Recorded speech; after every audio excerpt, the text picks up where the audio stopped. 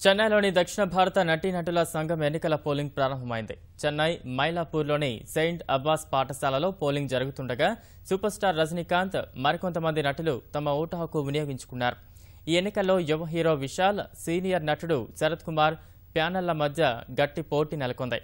2 దశాబ్దాలుగా విజయకాంత్, నటి రాధికా సోదరుడు రాధారవి, ఆమె భర్త హీరో శరత్ కుమార్ వర్గమే నటీనటుల సంఘానికి నేతృత్వం వహిస్తూ వస్తోంది.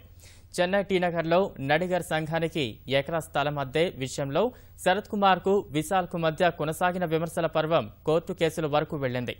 ఈ ఎన్నికలో శరత్ కుమార్, నాజర్ అధ్యక్ష స్థానానికి పోటీ పడుతున్నారు. నాజర్ ప్యానెల్లో విశాల్ కీలక పాత్ర పోషిస్తున్నారు.